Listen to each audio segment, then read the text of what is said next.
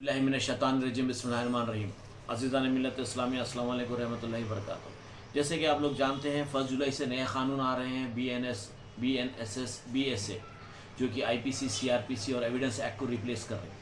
और ये एक ऐसा एक्ट है कि बहुत ही अलग किस्म का एक्ट है। अब जैसा कि पहले अगर कुछ भी एक ऑफेंस होता तो इमीडिएट FIR इशू करना था, जो कि सुप्रीम कोर्ट की रूलिंग थी। लेकिन अब FIR इशू करना it is not mandatory, it is in the hands of the SHO।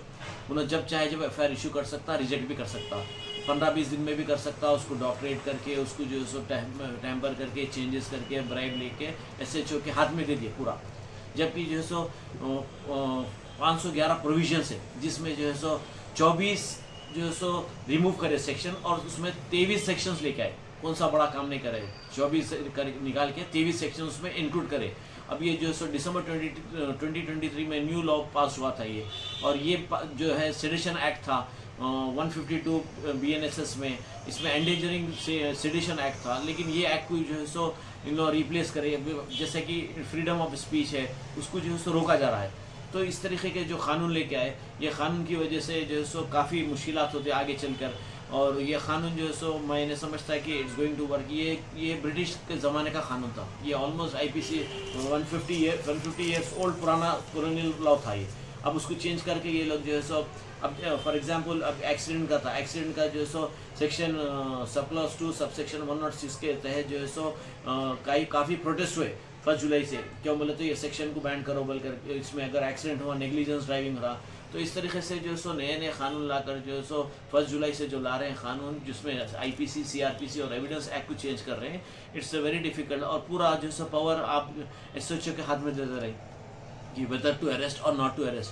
7 साल के नीचे रहे तो जो है सो FIR जो है सो उसमें अरेस्ट भी कर सकता, नहीं भी कर सकता। तो इस तरीके के जो कानून रहेंगे, it is going to become very difficult. तो मैंने समझता है कि दिस टाइप ऑफ कानून जो है so it's going to survive.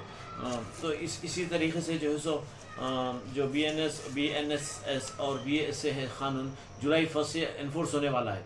तो अब इसमें मुश्किल ये होगा कि अगर जजेस को भी जो है सो कि ये ऑफेंस जो 1 जुलाई से पहले रहा रेट्रोस्पेक्टिव है, या फिर जो है सो बाद में जो है सो इन्फोर्स में आएगा। तो FIR जो है सो मैंडेटरी था, और जो कि ये कानून के तहत it's not going to be mandatory. तो more than 83,000 cases are pending in national, as per the data more than 83,000 are pending.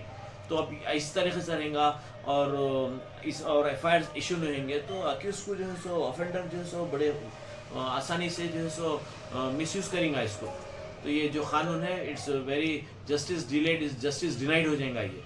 तो ये जो BNS है, BNSS है, BSS है, BSA है, ये कानून इट्स नॉट एडवाइजेबल। और ये क्योंकि पार्लियामेंट में पास हुआ एक्ट, और मोर देन 167 मेंबर्स जो है सो विदाउट ए वॉइस पास कर दिए ये एक्ट।